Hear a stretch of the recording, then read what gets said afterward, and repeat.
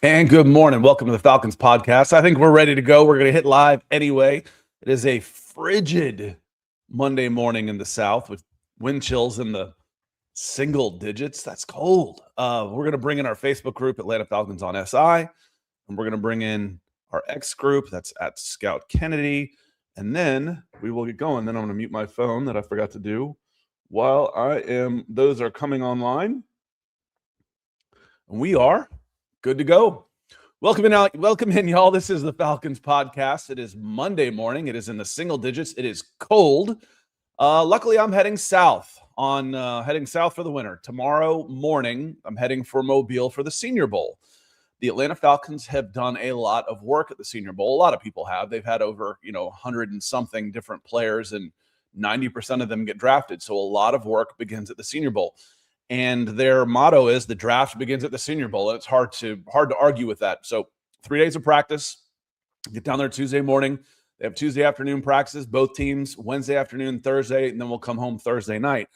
Programming note is Wednesday morning, we will podcast from Mobile, from the house that we rented on Wednesday morning, just on regular schedule. And then if I'm up to it, we'll see what we do on Friday morning when we get back. But we'll do something over the weekend as a recap for sure from Senior Bowl risers and fallers. Now, why is that important that it comes up? Well, it bothers me a little bit that the Atlanta Falcons don't have a general manager in place with the Senior Bowl in full swing. Now, that is basically a coaches convention down there, and a lot of hires and new jobs happen when they're down there anyway, and a lot happens. It's an unofficial coaches convention, but there is still a lot of good stuff to see down there, and a lot of especially day 2, day 3 guys who frankly make up the bulk of your roster if you're going to be a competitive team. You get one superstar a year if you're lucky, but then you get hopefully 2 or 3 role players who play a big role on your team on rookie contracts. We go back, most of y'all have watched us long enough to understand that, of players that we've seen that we like that have gone in round 3, 4, 5, that have gone on to be starters in the NFL. And it worries me a little bit that the Falcons don't have an official staff down there yet. And they won't, because even if they hired Ian Cunningham today, which is a possibility, they conducted a lot of their second interviews and general manager interviews on Friday. They could announce that this week, but would they do that, or would they wait until they introduce Kevin Stefanski? I don't know, but the Falcons they still have staff. So I'm sure they'll be represented down there, when you're talking about building a staff, you're not going to hire somebody that doesn't already know what's going on. So let's say, Scott just got hired for general manager. Well, I've known that this was coming for the last month. I've built a staff. I've already said, hey, let's say John Harrell, listen, I think I'm going to get this Falcons job. You've been scouting here for a while. We're close. You want to come with me, and I'm going to do this for you. So whoever's coming in, they've already got a staff built, but I'd still feel a little better if it was, officially an Atlanta Falcons staff that was going to be down there, and not people like, from the scouting department that aren't 100% sure that they're going to have jobs in a couple of weeks. So, if we're going to do a fresh start, that also begins with scouting as well. And I'm sure there will be some additions, subtractions, et cetera, et cetera. So on that note, I want to say hello to some folks that have come in here nice and early, like Floyd. Floyd's always in the comments too. So good morning, Scott. Good morning, Floyd. I hope you are doing well, and I hope everybody is staying safe out there. As far as ice and stuff goes, we were okay. I taunted the weather gods a little bit when I got up, when I saw one little Michael Irvin line in my gutters of sleet. And then when that squall line came through and the limbs were frozen, I butt up right up against the Chattahoochee National Forest.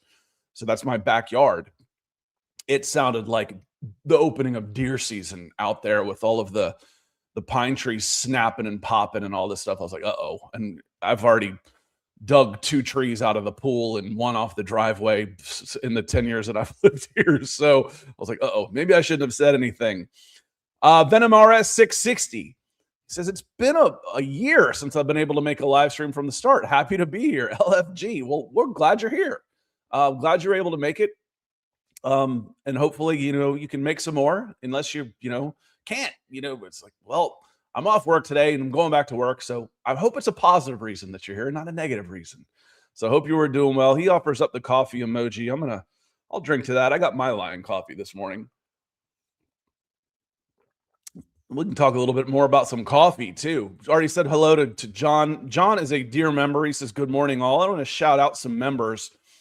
Over the course of the last week, we've had a bunch of new signups. So I want to say thank you to each and every single one of you. The Bryce is wrong. Signed up on Wednesday. So did Bobby Means. GTX Boy did as well. Matthew Wanderson signed up. Southside Ricky, thank you very much. And then Michael Quintana came back to the fold. I want to say thank you to each of you for being members. It helps me be able to keep doing this year round when things start slowing down in the sports industry. The membership helps us out a lot. So thank you very much. What also helps, Curtis is a member and he's given a super chat.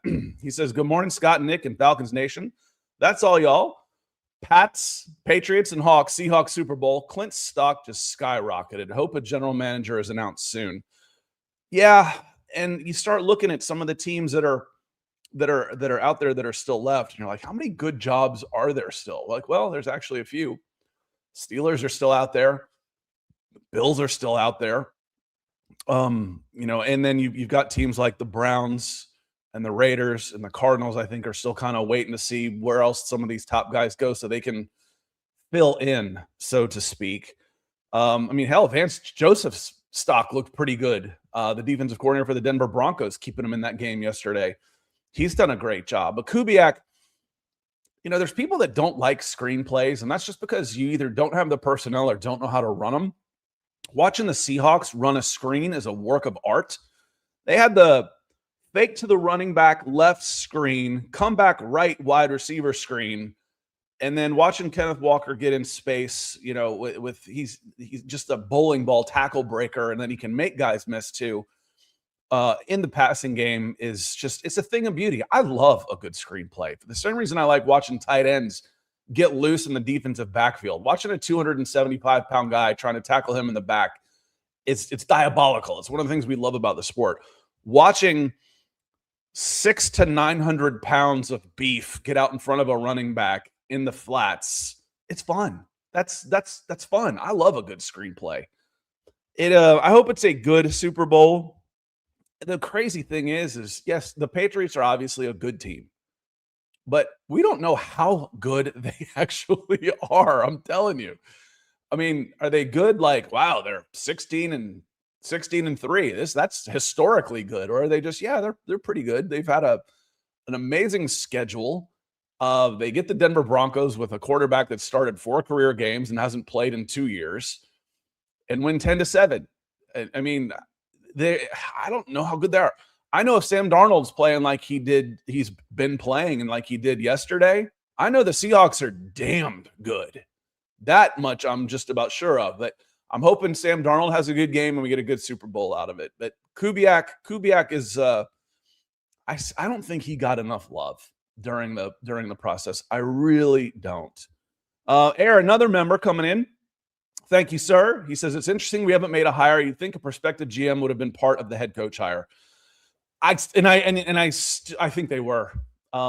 There isn't anybody that they talk to before making the hire. They think, what would you think about working with this person or this person or this person?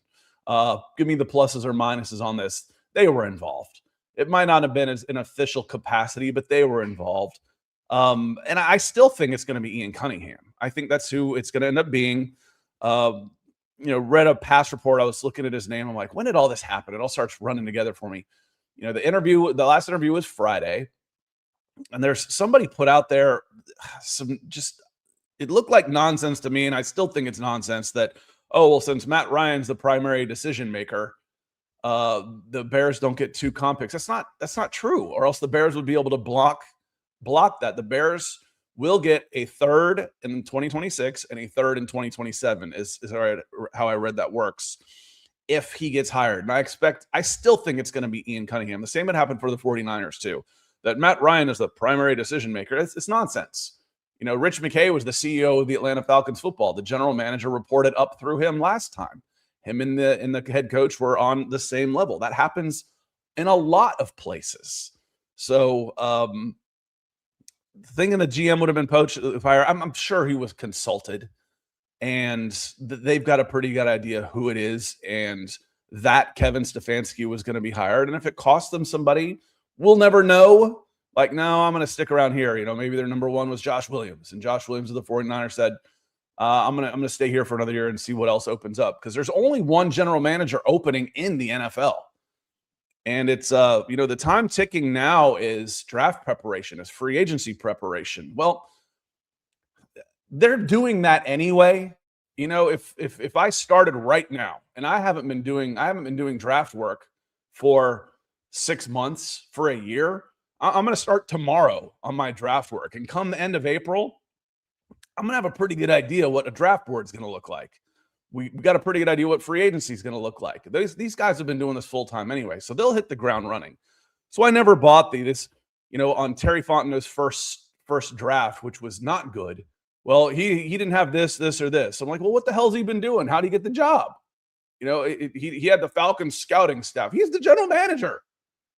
So that's not an excuse. If you're not prepared for free agency in the draft right now, right this minute, as a general manager, you don't need to be general manager. I'll tell you that much. Appreciate you, Air. Thanks for coming in, my friend. Nick Sutton also coming in with a super. Hope you're doing well. He says, do you think we'll come away with a big defensive tackle in this draft? Yes, I do. And when I say draft, growing up an Atlanta Falcons fan, free agency was a non-factor for me. Except for who was leaving. The Falcons did not sign quality free agents before Arthur Blank came and took over as owner of the NFL. So for me, the draft is the offseason in my head. And I just always have to remember when we say draft, we might as well say offseason. Yes, I think the Falcons come away this offseason with a big defensive tackle, a 320-pound plus defensive tackle, whether it's draft or free agency, because you can get those guys in free agency for relatively cheap.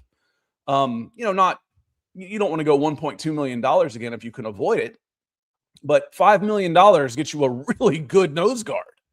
They can peel off $5 million for a nose guard. And frankly, a 27-year-old $5 million nose guard is probably going to be better than a 22-year-old rookie, because it's a grown man's league in the trenches. That the prime for those guys is like 28 to 32 years old. So yes, I think the Falcons will get bigger on the defensive side of the ball. I have full faith in that. If I'm looking at second and third and fourth, I believe it's second, third, and fourth. They're missing their first and fifth. Second, third, and fourth round picks. I want a receiver, a corner, and a defensive tackle in the draft. And then in free agency, I want a receiver and a corner for sure out of those bunch. And then probably a bridge quarterback in there too. And I want a little bit more depth on the offensive line. I could use another linebacker. Let's see what happens with Caden Ellis on that. So we'll start getting into draft talk in earnest and free agency. We'll talk a little free agency today, actually, but like specific targets and who you could go and start running mock drafts with me, other than just looking at saying, I don't know who that is, but he's a guy in this spot. We'll start doing that next week as well, Nick. Thank you for the super chat, my friend. Real Talk Gentleman 64 is also a member. Thank you, my friend. He says, good morning. Good morning, Scott, from Denver. Ooh. Oh, man. I don't like Sean Payton. Don't get me wrong. I admire him as a football coach. He's unbelievably arrogant, which happens for guys that have had that level of success and can get to that level to have success. He made a big mistake not taking the points yesterday with a first starting quarterback in the second quarter, 9 minutes left, 4th and 1. The weather was coming in, so you might be. I'm not sure how long you'll be in Denver. They're a lot more equipped to handle it, but not taking the points, knowing that place was just about to get hammered by a blizzard in the second half, was a big mistake. And he admitted it after he says, yeah, you have second thoughts, you have some regrets. But that was a mistake yesterday. So I hope you're doing okay in Denver. RTG says, hope the wait on the GM is the Falcons doing due diligence on every candidate. Love the podcast. Well, love you, brother. Thank you very much. I'm not sure what the holdup necessarily was, other than getting their ducks in a row, so to speak. Matt Ryan and Ryan Poles up in Chicago are friends, and evidently he's been leaning on him a little bit, and it wouldn't surprise me a bit if it ends up being Ian Cunningham. Ian Cunningham may have been taking, or whoever it is, but I'm just going to say Ian Cunningham for the sake of this exercise. They've been building their staff. He's been building his staff. Whoever the candidate is has been building their staff in the background. I think there's a pretty good chance I'm going to get this job. Do you want to come with me? And they've got a pretty good idea. That's part of the interview process. When they're talking to head coaches, who are you going to be able to bring in as a staff? That's part of the interview process. Who's going to be your head scout? Who's going to be doing this? Who's going to be doing that? Well, we like this guy. You might want to talk to him, like Ulbrich. They might come in and say, well, what about Zach Robinson? No, he's gone. That's all part of the interview process. So I don't know why. Again, I would have liked to have had Falcons staff officially in place before heading down to Mobile today. That's when they'll be on their way. But I don't think it really makes that big a difference. All the metrics and all the video is available, and they'll have staff there, and anybody they might hire. They might hire some guys that are going to be down there anyway. But it would have made me feel better.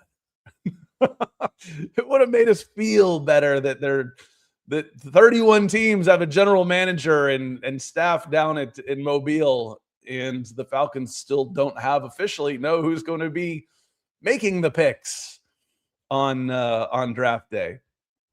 So let's get back into some of the folks that have come in. I want to say actually, we got a couple more supers. So second and short Falcon report, and Nick Suckin coming in again. I'll come back to you here. I do want to say hello to some folks like Sam Klontz, one of our dear members, has come in. The Price is Wrong, one of our new members. Smooth C78. Earl Thompson, thank you for coming in. Cash Bag Beats, he's on the mobile side of things right now. He says, good morning. What do we think about cutting Charlie Woerner for cap savings and getting cheaper options for run blocking? On January 13th, so that was almost 2 weeks ago, I wrote up an article that says everything you need to know about the Atlanta Falcons salary cap problems and some solutions. And basically, I said 5 moves for $50 million. And number one, the priority free agent I put in was Caden Ellis. And I also put in that you need to probably tag Kyle Pitts and then figure it out from there. Talk about Kirk Cousins when the savings was more about being able to sign people before the move. To the Kirk Cousins move, and if you haven't seen this, if you're hearing this again for the second, third, or fourth time, I apologize. But they didn't save any money on Kirk Cousins. What they did was open up money in March so that they can sign or put the franchise tag on Kyle Pitts so they can re-sign some of their own guys before they hit free agency, like a Caden Ellis.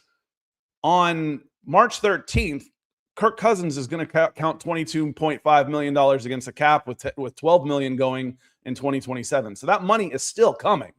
It's just they were up against the cap, and on the first day of the new year, you have to be under the cap. Well, they couldn't have signed Caden Ellis and Kyle Pitts and been under the cap unless they had made that accounting move. And then there's other moves you can make after March 13th to then get under the cap. But that just kind of opened up the timeline. I kind of said it was like paying the minimum on my credit card in June when I'm planning on paying the balance in July. I needed that cash for something else in June. I still have to pay it in July. But that sale, it wasn't going to be there in June. I was going to miss out, and I had to get it now. So I'm going to take a little bit of interest and pay it next month. That's what the Falcons did with Kirk Cousins. But one of the moves I put in there was Charlie Woerner. It was also obviously Darnell Mooney. You can if you make him a post June 1 cut, you get almost $12 million in savings. You can get up to $14 million in a trade for Jesse Bates. That's I ended up taking a restructure money on that one. But I did Charlie Woerner, was one of those guys. The savings you get on him is $4.75 million. He says he's an excellent blocking tight end, but he carries a cap hit of 5.75 against $1 million dead. A $6 million blocking tight end is a bit of a luxury that this team really can't afford. They've got other things they need to address before you've got a $25 million safety, before you've got a $6 million blocking tight end. So, yes, I think Charlie Woerner is probably going to be cut. Could be back on a cheaper deal.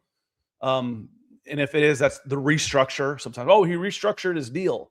Sometimes that is you're about to be cut and you're getting a pay cut. Sometimes that is we want to you're young and we want to keep you a long time. So we're going to move some of your money down and pay you off extend your contract, pay off your salary and a signing bonus so we can stretch that signing bonus across 5 years. Hope that makes sense. If not, hit the comments and I've got more time to talk about it afterwards. Earl Thompson, good morning. Hope you are doing well. Also, Smooth says, are you going to do the video clips like last year? Hopefully better than last year, to be perfectly honest, Smooth. I was disappointed with my output last year. To be fair, it was the first year, 2025, it was the first year that I was also an on-SI publisher and had 5 websites I was producing as well. But I only did like 20 clips maybe last year, and I've done up to 80 to 85 in years past. So I want to get at least 50 this year. So I'm not traveling. I'm not going in, one year it was I think my 50th birthday, and they took off. I got back from Mobile and then took off for vacation. Last year I did a quick trip to Europe with my son right before because I knew baseball was starting. So this year I'm planning on doing many more clips. The channel's bigger, should have a bigger audience. And the first one I always do quarterbacks and I do offensive and defensive lineman one-on-ones first. I'm not sure how good the quarterback situation is going to be down in Mobile. So we'll see. We'll see. That always helps though. When Bo Nix and Michael Penix were down there, that was good for business. That was definitely good for business. Getting back to the Supers, second and short, Falcons report says, good morning. Did everyone just miss a day of Senior Bowl week with the storm? Please get a good look at Texas DL Lee Hunter. Thanks for all you do. Thank you, my friend. I like the linemen are my favorite part. That's where you can really, really find value. There's not a ton of first rounders that go to the Senior Bowl. They're like, my stock's good. I don't need to go and hurt my stock. There's not a ton that go down there. There's not a lot of skill players, of upper tier skill players that go down there. Now, they can have a good week. You get like Ricky Pearsall, Christian Watson, guys that really did well. There was another guy, Luke McCaffrey had a good week and came out of there really well. So they can certainly help their stock for sure. But the value for me in the Senior Bowl is in the trenches. You can get some of these. God, I forget names so fast these days. What was it? The Jones kid from UConn that ended up in Baltimore. Who watched him up at UConn? As far as us, as far as fans, draftniks, there weren't a ton of people. The super crazy people were watching him. I'm not that crazy in the draft anymore. That's what I used to do for a living.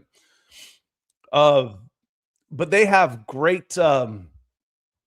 The trenches, you can get great value on day 2 and day 3, and that's where I will. So I'll get a good look at all the DL for sure. Looking forward to it. Nick coming back in says, do you think it's NFC South championship or bust next year for Stefanski to be looked at as a good hire? No, I don't. And part of the reason is because of the quarterback uncertainty. They're not sure what's going to happen at quarterback.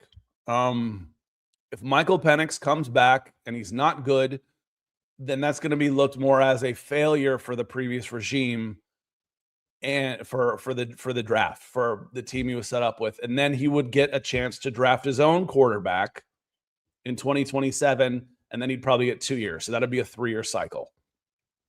Because of the uncertainty in that position, I think he'll get an extra year. It'll be a year of, let's find out what we have. If it fails, then you get a 2-year start over window with a new quarterback in 2027. Raheem didn't get 3 years because they got their quarterback in year 1 with Kirk Cousins. They spent all that money. Now, let's say Sam Darnold hits free agency again. Okay. If you give Sam Darnold a 4-year, $180 million contract, your clock starts now. Now you got 2 years. So I'd say yes. But because of the uncertainty at the quarterback position, next year will be a let's see what happens year. And if it doesn't go well, they'll be back in the market in 2027 for a quarterback, and then your 2-year clock starts. How does that sound for everybody? Does that sound fairly reasonable on that? Interested to hear your thoughts as well. Terrell Thomas, good to see you. He says, rise up. We're up, baby. Glad to be up. Let's see. Daily Talon is also a member.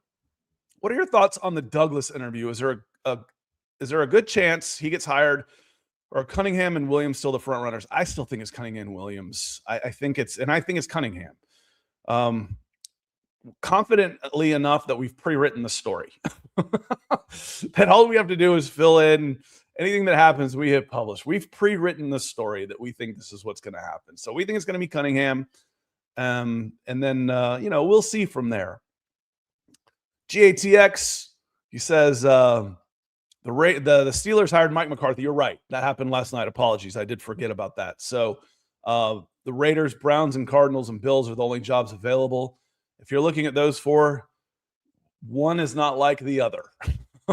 When it comes to which job would you rather have? So who's the top candidate out there? Kubiak? Is Kubiak still the top guy? Raiders, Browns, Cardinals, and Bills. One of those is not quite like the other. That said, there are some pissed off Buffalo Bills fans that Brandon Beane still has a job when Sean McDermott doesn't. It's okay. And I've likened this to when Mike Smith got fired. I'm like, all right, if you're going to fire Mike Smith, fine, but you need to fire Thomas Dimitroff too. And that's how the Buffalo Bills fans think about it. Darnold's cap is $14 million for this year. You're talking about this. So I did that. The story says everything you need to know. You can do a Google search on it, or I'll drop the link in it later. Everything you need to know about the Falcons salary cap, problems and solutions, 5 moves for $50 million. The one thing I didn't quite articulate very well is the first year of a free agent contract is always the lowest in the cap hit. So if you said, okay, I can sign 5 guys for $10 million a year. Well, not really. No, you can't. You can do better than that. I could sign George Pickens to 4 years, $180 million, and structure it like Cousins' contract. And even though he's on roughly $50 million a year, Cousins' first season cap hit, I think, was $20 or $25 million.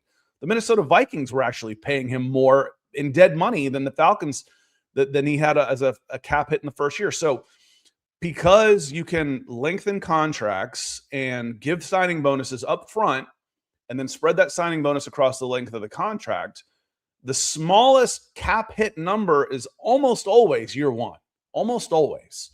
So you can end up paying for it on the back end, like you're going to with Cousins. Well, you paid for that all the time, but you can lower the value hit. So $50 million in free agencies could be a lot of money. There could be. Now, frankly, I would rather get some depth pieces. I'd rather bring in 8 guys whose cap hits are $50 million than 2. I think this team needs more than that. I mean, you definitely need wide receivers. You want to go after George Pickens?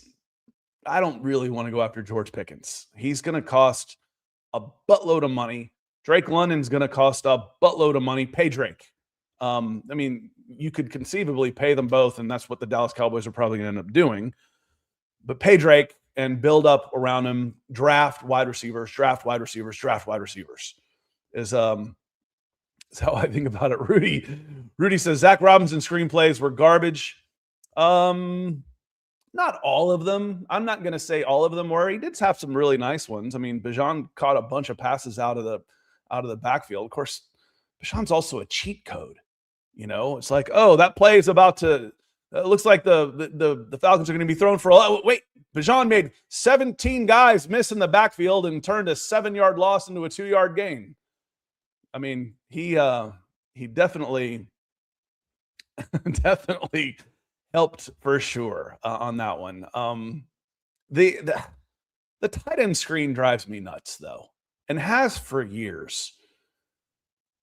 I've got, a punt returner in the slot, quick twitch punt returner guy, and then I've got, a tight end who takes a little bit longer to get going.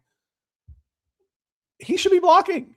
I don't need screens to Kyle Pitts. I don't want Kyle Pitts catching the ball behind the line of scrimmage flat-footed. I want him moving. Hit Kyle Pitts in stride. Tight end screens drive me crazy. Little slants, crossing routes, all that stuff. Love them in tight ends. Tight ends catching the ball unless it's for a first down, on a button hook. No. Get them in motion. Catch them. Yeah, I apologize. I forgot about McCarthy going to the Steelers. He's a huge Pittsburgh guy. I guess that's where he's from. John says, what's the number one position you're looking out for? While I am down in Mobile, I'll be looking for, day two guys. And I want to see if there's anybody that stands out at corner. There will be guys that stand out at wide receiver as day two guys. That happens all the time. And then for me, defensive tackle, big nose guards. Edge is okay. I mean, don't really think you need another 280-pound defensive end. The Falcons are pretty good there. Zach Harrison, if you can get him healthy, we're not going to go on a rant about health this morning in this Atlanta Falcons team either. But I think you're pretty good in the Brandon Dorless mold, Zach Harrison mold, those 280 guys to 290, just under 300 end types that can also slide inside at times. I'm looking for a guy that can hold the point of attack against two blockers in the run game, a solid 3-tech, 1-tech, nose guard, nose tackle, space-eating defensive tackle. That's what I'm looking for because they'll be there. There'll be some here. I want to see who it's going to be. And if I didn't already say corner, but basically day two, corners, wide receivers, defensive tackles, and then whoever shows up. I'll do. Can't remember his name. Golly, I think it was 2 years ago. Right tackle DeJuan Jones, maybe. Right tackle Ohio State put on a show day one, packed up his gear and left.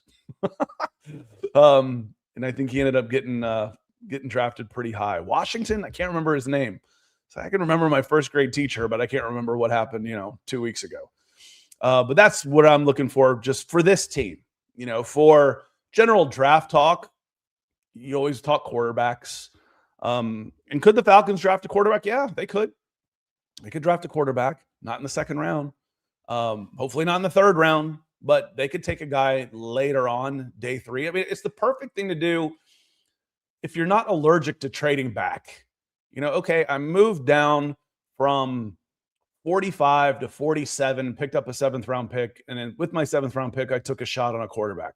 Great. Collect picks. Take more chances. You need rookie contract guys, some guys that can play. Let's see here. Mad Scientist says both teams should get comp picks if they really want to push the diversity of the hire. At least it's not like baseball where you sign a free agent and it costs you a first-round pick, in compensation. This is just a compensation pick from the league. So it's the comp picks. And what happens is there's two positions. If you hire a minority candidate, if you've brought in a minority candidate, I think he has to be there at least 2 years. You've got him on your staff. He's been working. You've basically hired and developed him, and he gets a general manager or a head coaching job. Then you get 2 third-round picks as compensation for that. It encourages you to hire minority candidates. Like I said, I think you have to be 2 years, and it may only happen once because there's been no talk of that about with Robert Saleh. So, and he's only been there 1 year. So I don't think that would be a thing for them. Let's see. As we scroll down, I'm gonna scroll down towards the bottom, say hello to some folks. Brian says, don't kid yourself. Arthur Blank is the primary decision maker. He has stamp of final authority for sure, but they're not asking him everything. They're not going to ask Arthur Blank for his permission on everything that happens in the Atlanta Falcons. He actively stepped back from that type of stuff and put 2 layers between him and the coaches. which before it was Raheem Morris and Terry Fontenot reported directly to Arthur Blank. Well, now there's Matt Ryan and Greg Beatles and then Blank. So he's stepped back some. What happens when he is no longer calling the shots when there's basically a new owner? Will they want to be more hands-on, more hands-off? We'll see. Chris, OG, good to see you. Says, good morning, everyone. I hope that all of you are safe and an enjoyable weekend. I'd be happy with Cunningham as our next GM. Yeah, I think that's I like the background on there. There's a common theme here. Everybody they've talked to has won and is coming from winning organizations. Wow, what a concept. So, I think there's one exception in there. What were they interviewed somebody from the Titans, maybe? I don't remember who it was. I've been focused on, okay, that, Weedle, that's a nice name from the Steelers. Okay, fine. But it's going to be Williams or Cunningham. I'll be really surprised if it's not.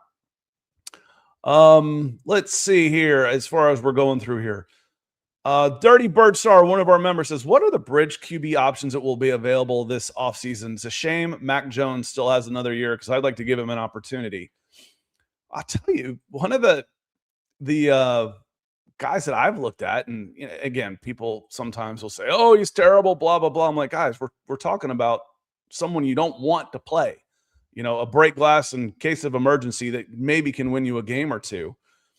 But as far as price and, history goes, one of the guys I liked best, honestly, was Gardner Minshew. He signed a veteran minimums deal. He's 30 years old. He was on $1.2 million with the Kansas City Chiefs. He's a free agent. Otherwise, you start looking, Daniel Jones is going to be expensive, even coming off an injury. Aaron Rodgers is still out there. Russell Wilson, no. Marcus Mariota, there's no way he'd come back to Atlanta. Zach Wilson is intriguing as a 3, but he doesn't have any starting experience. Well, yes, that's not true. It just was so bad we forgot him. He hasn't had any starting experience since leaving New York. Let's put it that way. And he got a big deal. He got a big money deal from Miami for what he was. Tyrod Taylor, Joe Flacco. Would you rather have Gardner Minshew or Joe Flacco? If it's to help with familiarity with systems, you probably go Flacco. But Flacco is 41 years old right now. Kenny Pickett is out there. He'd be a free agent as well. Mitch Trubisky is coming out of Buffalo. He was on 2.6 last year. Case Keenum, Trey Lance might be worth a shot as a number 3. Josh Johnson has played for 17 or 18 teams. He was in Washington. Carson Wentz out of Minnesota is a free agent. Malik Willis, I think, will get money that the Falcons don't necessarily want to spend this go round. And I don't know that I'd want to spend. I haven't seen enough out of Malik Willis to make sure that he's not the next Matt Flynn. It's, he had a nice run of 4 or 5 games. Let's give him $100 million. No, guys, please. I know it's monopoly money to you guys, but make them earn it a little bit more than that. So we'll see. We will see on that. There were a couple things I wanted to get into. If y'all wanted to, there was a pretty detailed report on 92.9. One of the guests, she was a NFL on CBS Cleveland Browns reporter. Aditi King Kabwala came on to the radio station and talked about what an amazing job that Stefanski did tailoring a practice plan for his rookie quarterbacks, because he had 2 of them last year, and Dylan Gabriel and Shedeur Sanders. It was very opposite from some of the narrative that we've heard throughout the the X-verse, the comment sphere, the TikTok world. It was very, very different. She gave a very detailed summary of what he would do for each quarterback and how he went above and beyond to try and get them ready and coach them. That's on a front page on FalconsSI.com. And then Mina Kimes, she seems to take an interest in the Falcons. There's a couple people out there that you can tell that either have sources or pay closer attention than others, and Mina Kimes is one of those. And sometimes you see them when they can get overly critical, like we can when you think good, I predict good, I talk good, and then I get let down. I'm kind of pissed off. When I was ranking teams and you do preseason rankings, whether it's high school or college, and you go out there and they make you look dumb, you're kind of mad about it. You're kind of mad about it on that. So there are going to be bridge options. There's just not good ones. And some of the guys will become available after March 13th, guys like Kirk Cousins. Frankly, it could be Cousins. He's played with Stefanski. They've got to cut him first, or at least tear up his contract first. He will hit $35 million on dead cap. That cannot be changed unless Kirk Cousins gives money back, and he ain't gonna. If you were to retire and say, okay, I'm out, here's $35 million refund that I'm not then taking. That ain't gonna happen. But re-sign him for $10 million. I mean, he honestly, out of all the guys I named, Kirk Cousins is going to be one of the top options out there. And he won't get another $100 million guaranteed, but he'll get 25 somewhere. You may get 25 million guaranteed. You get a 2-year, $30 million deal with 25 guaranteed. That's basically a 1-year deal, and I can cut you next year. So we'll see. We'll see on that one. Let me go back through here as we're talking about some folks. Michael says, I read the Bucks are interested in Algier and Pitts. How would you feel if that happens? They're not going to do anything about Algier, but him being, and I just saw a post on X. Someone says, oh, he'd be the perfect backup to, who's their quarterback? Bucky? Running back. He's not, he doesn't want to go. If he's going to be a number 2, he might as well be a number 2 in Atlanta. So if he's going to take $3 million to go be to be a number 2 running back, why leave Atlanta? He's got a pretty good situation here. So no, that doesn't make any sense to me. Pitts is going to get tagged. If the Bucks want him, they're going to have to trade for him. The Falcons they're going to tag him and then work on a contract extension and or trade him. So if the Bucks want Pitts, and I want at least a 2nd rounder, and if the Bucks want him in division, it's going to be your first. And where are they drafting? I would imagine they're probably right around 15. I think the Falcons are 13. Tampa's at 15. Yeah. I want your first. If you want Kyle Pitts, well, he's not worth that. Well, then he's not for sale. I love when people get mad when say they want 2 first-rounders for this guy. He's not worth that. He's not blah, blah, blah. It's like, then he's not for sale. If you want him, you're going to have to give me way more than he's worth. You're going to have to pay a premium to send him in division. Otherwise, I'm happy with him. I'm not going to have him go. Trini Boy, good to see you. Thank you for being a member. He says, I went with 2 wide receivers in a mock draft. Brazel and Branch in rounds 2 and 3. If that's how it falls, I got no problem with that. The Falcons need 2 wide receivers. And because the second contracts on receivers are so astronomical, I think you should always have 2 rookie receivers. At least, let me rephrase.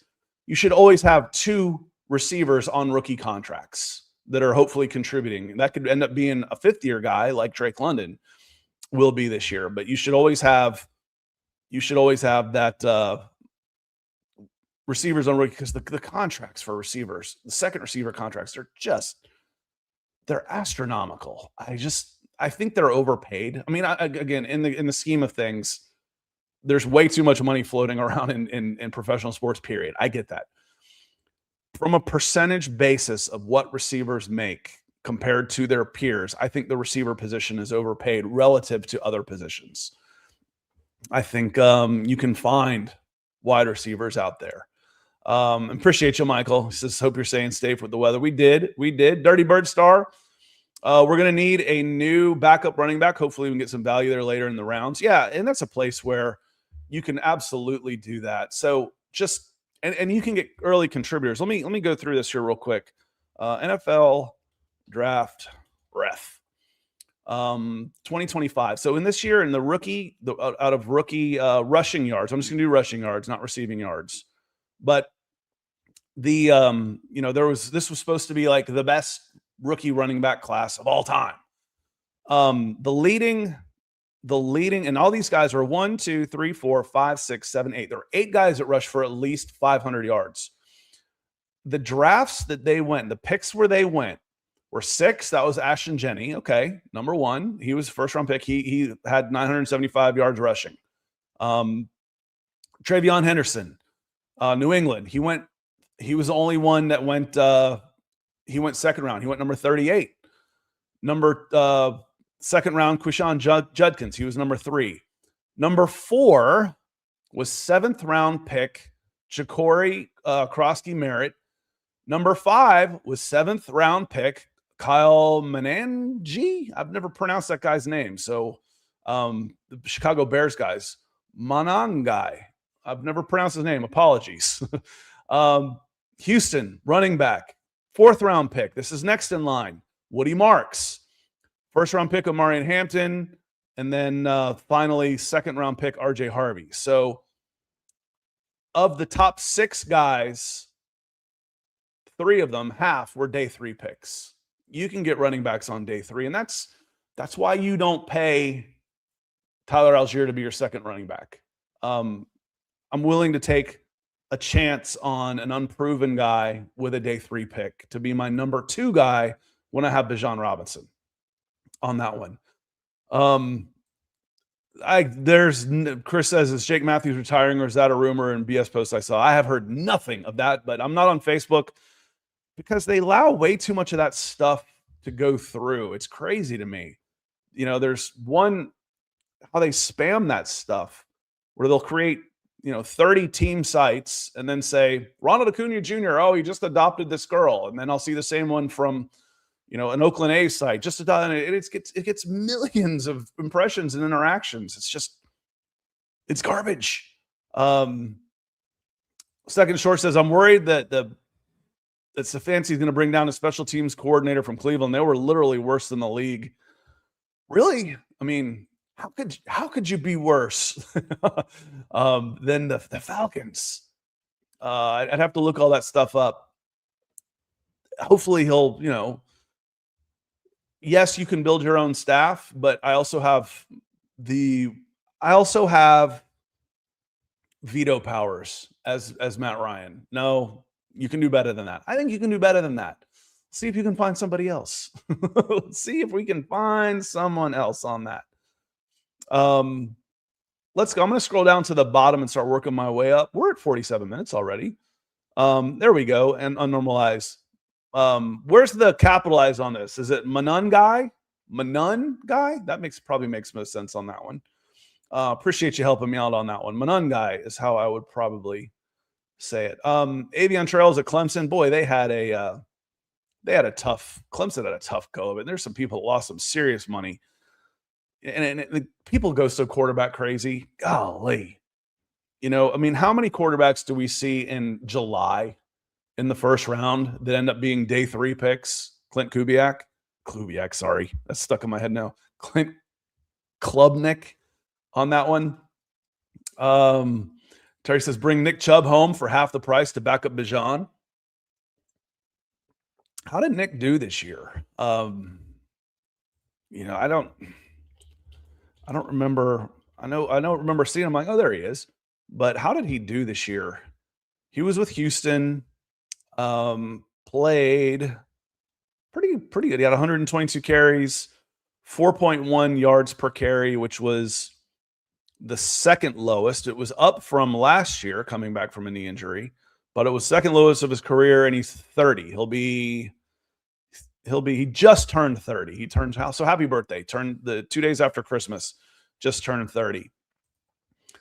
I mean, that minimums. Otherwise, with running backs, I need youth. I really do. Interesting there for sure. Might be worth it. And Javier Zapata says, better chance at a number 2 cornerback or a wide receiver in free agency. That's a great question. Because we thought, and I think it ended up being kind of a wash because Darnell Mooney outplayed his contract as a first-year guy, so you got better value for him, and then woefully underplayed it in his second year. So that one kind of washed out, and he was still $15 million a year. For $15 million, I can get a better number 2 corner. I can get, for what it costs, I can get a better number 2 corner. I mean, let's do player contracts. If I do contract average and I'm just going to go down and do who's number 20, just to give you an idea of what it costs. The number 20 wide receiver is $22 million. It's Devontae Adams. Chris Godwin is tied with him. That's the number 20 wide receiver on contract average. The number 20 cornerback it's probably half that. Number 20, it still comes up to 16. There's a drop off after that where 22 goes to 13. So there is a line there right at 20 where it's 16, and then 25 is 12. Where 25 at wide receiver is 18 million. So 50% increase in money once I get into the number 2 range of money on there. So from an expense standpoint, getting a number 2 corner is a lot cheaper. And frankly, I mean, think Mike Hughes isn't bad. I wish he was the number 3, but he's not terrible. He'd be a solid number 3 guy. And he's getting paid number 3 money. And when you're not very good at managing the cap, that you end up having to cut corners in places, no pun intended. That was totally an accident. On cornerback. Curtis says, is it my screen or did Scott freeze? It's still going okay from here. So someone give me the thumbs up that you're still going okay, but mine's going okay. So it might be yours on that one. Terry says, give me an offensive tackle in the second round that can challenge McGarry and Jake as a rookie, but also serve as our backup swing tackle. We currently don't have any offensive tackle depth. Elijah Wilkinson is a guard and Storm Norton is Storm Norton. I'm sorry, I don't know why it says it's freezing. So apologies. It seems to be okay on my side. I'm not getting any error message or anything. So that's it. Yeah, talk about one of the worst, one of the best bargains in the NFL is Puka on late round money.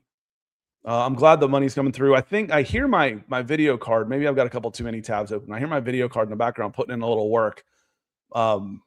It's got like 3 fans in there, so it sounds like a chopper taking off.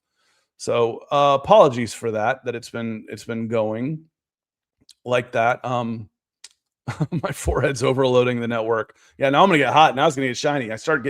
When things start going wrong like that, I start getting like embarrassed and hot, and I start sweating on that. So yeah, okay. There's a StreamYard end on things. Cold weather knocking out servers or something. So let's get in, and I'm glad the audio's been okay. Dirty Bird Star. So you know what? We're at 53 minutes. We're about to call the end of a day. So if we're having technical problems, we don't need to try and force it to an hour.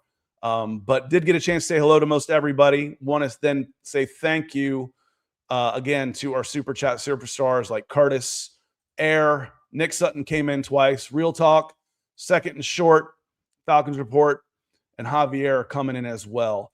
And hopefully, I wasn't expecting to have problems today. That's for sure. If I'm going to have problems, I'm expecting problems Wednesday when I've got a new setup. But picking up Chad Jensen, Mile High Huddle from the Atlanta airport. So hopefully everything comes in. All the planes and the airports are running just fine today. Picking him up today. We're heading down to Mobile tomorrow. Practice starts tomorrow afternoon. We will be back on Wednesday. We'll talk about some of the standouts. Kevin Stefanski is having his introductory press conference on Tuesday. We'll hit on that as well. And hopefully pretty good chance. I don't know if they're going to do it in the middle of Kevin Stefanski's press conference and introductory press conference.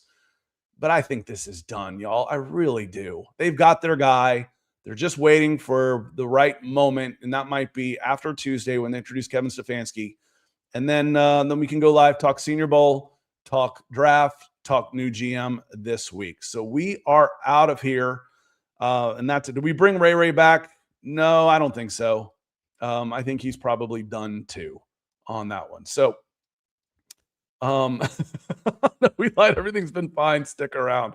Don't do that to me. No, I know. Again, the network's probably stressed a little bit with everybody now working from home, and there's probably a couple servers down, some power outages around there. So we're out of here. Hope y'all have a great rest of your week. Stay safe. I know we're okay here in Metro Atlanta, but I know some people got hit pretty hard by this winter storm. So stay safe out there. And we'll see y'all on Wednesday. Keep an eye on FalconsSI.com. We'll have some Kevin Stefanski reactions. Headed down to Mobile. We'll see you Wednesday morning to talk some Senior Bowl, some drafts, some Falcons general manager, et cetera, et cetera. Y'all have a good day.